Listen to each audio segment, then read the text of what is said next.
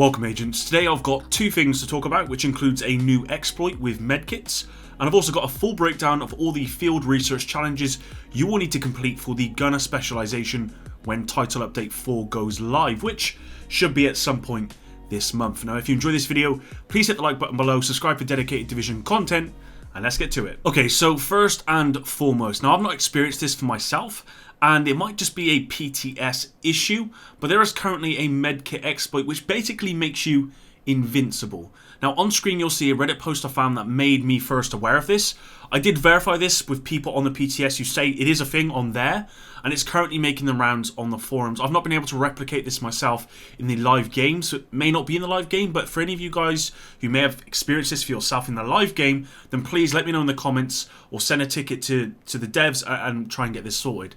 Now let's just take a look at this post from Redditor here. So it says, Medkit Exploit. Sad there is a new Medkit Exploit which is even worse than the armor percentage one.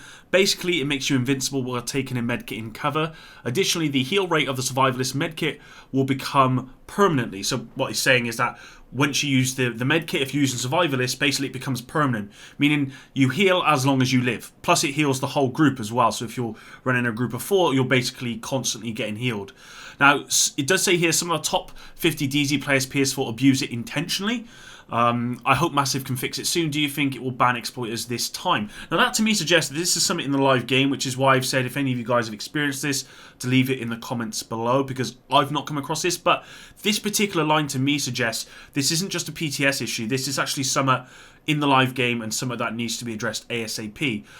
It goes on to say, I play Survivalist 2 and never accidentally triggered it, so there must be, there most likely is an extra step involved. For those who know how it works, can it happen accidentally? And then edit, just to show how severe this issue is, if 4 exploiters group up in DZ and stay close together, 10 meters or 30 feet, their passive heal is around 40 to 50% armor per second for each group member until they die. So this is a bit scary. If this is in the live game, which I don't know if it is, because I did look on forums and I did speak to people, and no one that I know has been able to replicate this in the live game. They've been able to do it in the PTS, but not in the live game, so I really don't know.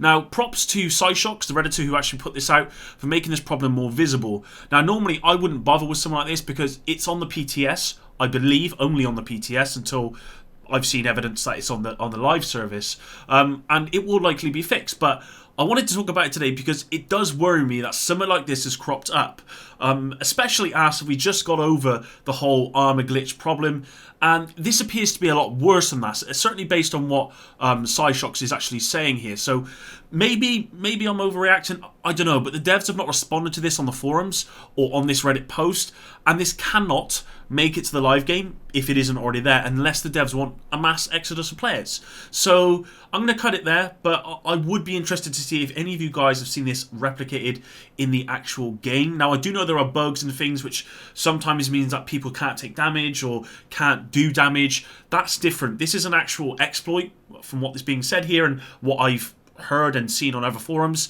This is an actual exploit being used by people who know how to use it. So if you come across that, let me know anyway. I'm sure they get it fixed, but I thought it was worth mentioning for this video. Moving on, and in a previous video I talked about the first couple challenges for the field research. Now I want to go over all of them. The screenshots in this particular video are not mine, so credit to Emanon1234, I probably said that wrong, because this Redditor has actually uploaded all the screenshots so that I can give you them. Now, it's worth noting all of the objectives tied to missions must be completed on normal difficulty high or higher. You must complete the challenges in order. You can't pick and choose what order you want to do them in. So, for example, say you do something for the third challenge, that won't, you're going to have to do that once you get there. If you do it before, it won't unlock effectively. So you have to do them in order. Control point objectives require you to actually capture each control point in the zone at least once. In Year 1 pass owners will have instant access to the Gunner Specialisation and do not have to complete these challenges, but doing so will reward exclusive vanity items. So with that out of the way, let's go over these challenges. So stage 1, we've got Shocking Roach, which is shock Roach twice before defeating him in the bank headquarters, which is a bit of a pain. Shocking, I mean, that just seems like a bit of a pain. Downtown West Sharpshooter, capture all Downtown West control points with a Sharpshooter specialization active. Pretty self-explanatory. Mounted gunnery, defeat 20 enemies using the mounted gun in the Grand Washington Hotel, which means you're probably going to have to run it a couple of times because I'm pretty sure there's only one time that you can use a mounted gun, I believe, and that's at the end. I could be wrong about that. And there isn't a whole lot of enemies that come out. You might be. I'll probably take 2 runs at least. And then marksman rescue, use only marksman rifles to complete 5 public execution activities. And the rewards, you get the basic reward is the apparel cash keys, and the premium reward is the force flex emote. Now that's what I talked about in a previous video. I've gone over that, but the next ones are all the other stages. So stage 2, we got Burning and Kelly. Set Lieutenant Kelly on fire 3 times before defeating him in Air and Space Museum. We got Southwest Survivalist. Capture all Southwest control points with a Survivalist specialization active. We then got Foam Party. Defeat 30 enemies that are trapped in foam. That's going to be a pain, especially on console where the foam gun or whatever, the chem launcher, whatever, is just absolutely awful. But I have heard they're changing that as well. So, and we then got Shotgun Surprise. Only use a shotgun to complete 5 propaganda activities. That's a good thing. That's a PvE thing, because if that was PvP, that would be a problem. Shotguns are, from what I can tell, fairly underpowered in PvP. Not that I mind, because I can't stand shotguns, but they are underpowered. I've seen a lot of people talking about trying to get them a little bit of a buff. We do know that LMGs, by the way, guys, are going to be getting a nerf in Title Update 4, and that was confirmed by Frederick Thailander on Twitter recently. The rewards for this are basic reward, it looks like an armor skin, and then premium reward is a charcoal weapon skin as well. Stage 3, we got Show Me Wade. Break Sergeant Wade's helmet before defeating him in Viewpoint Museum. That seems pretty simple. Downtown Demolitionist. Capture all Downtown East and Federal Triangle control points with the Demolitionist specialization active. We then got This Is Madness. Defeat 50 enemies while they're confused. That's going to be pain, I think. Convoy Chaos. Use only a submachine gun to complete 5 resource convoy activities. And you can see the theme here, guys. As you can tell, it's the same sort of thing. Rewards, we've got the basic rewards is the apparel cash keys, and the premium reward is the pineapple weapon skin. Moving on, we got stage 4. So we got no support, defeat General Ridgway in the capital stronghold without using an armor kit. We got roaming gunners, defeat 5 heavy weapon enemies in the world. That's a bit annoying because it's kind of RNG, as in like they just spawn wherever. But you do tend to come across them fairly often, so it shouldn't be too bad. We got a pulse, defeat 50 enemies highlighted with pulse. This land is my land. Use only an assault rifle to complete 5 territory control activities. Basic reward, again, looks like a weapon skin, it appears to be. And then the premium reward is Fisticuffs emote. And then we got stage 5. We got firstly Turn to Stone. Destroy all of the Basilisk's armor before defeating him on Roosevelt Island. We got Roosevelt Roundup. Use mounted weapons to kill 50 enemies in the Roosevelt Island stronghold. Again, I'm just thinking back to Roosevelt Island, how many there is. You get the machine gun at the end, which you can kill quite a lot of enemies with. So that's probably going to take at least 2 runs to actually do that one, probably more.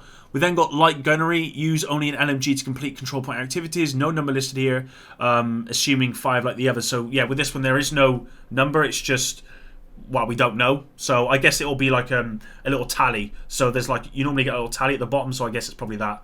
And then mounted guns. Defeat enemies with mounted guns in the open world. And it looks as though this is probably about 100 or so, because this one has like a line bar, as you can see on screen. It's quite a long one. Tried counting it, I'm not sure. It could be 100. It might not be as much as that, which is, it seems, again, that seems like a bit of a pain because there's only so many locations where you have mounted guns, and to actually have enemies is going to be a pain. I can think of quite a few which are control points, I believe, or no, not control. Well, control points, certainly you'll be able to do them from control points. So if it's about 100, that's going to probably take a little bit of a while as well with that one. And then the basic reward is the Gunner Specialisation you get unlocked. And I think the premium reward for this is a Gunner outfit.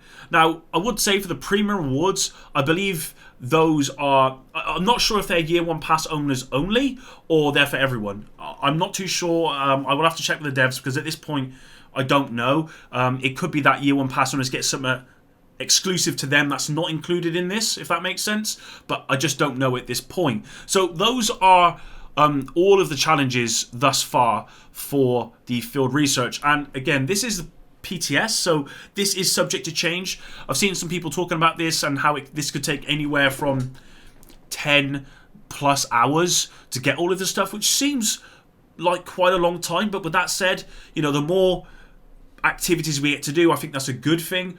Then again, I'm a year 1 pass owner, so I'm going to get access to the Gunner anyway. But I'm going to end up doing all of these because it's content and it's something I want to do. But for any of you guys who don't have the year 1 pass, listening to this, is this something that does this seem like something that you're happy to do to get the full specialization, or do you think it should be a case that you can choose to do it and you should have instant access to the specialization? I'd like to hear your thoughts in the comments down below, because I don't really know what I think about this. To me, this seems like a whole lot. This seems like a lot to do for a specialization. So I don't know. I'm a bit conflicted at this point, but I would like to hear your guys' point of view. So yeah, leave it down below, and yeah, we'll leave it there. Okay, so that's it for today's video. Hopefully you did enjoy this one. I do hope this Medkit exploit, if it is on the live game, it's something that's fixed as soon as humanly possible. If any of you guys, again, if any of you guys have come up against this yourself, or you know how to replicate it in the live service game, please, please, please don't abuse it. You will get your accounts banned, I can promise you.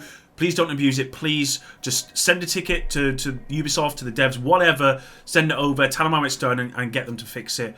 In respect of the field research, you guys let me know, because I'm not too sure about it. But anyway, thanks for sticking around till the end. Until the next one, guys, epic out.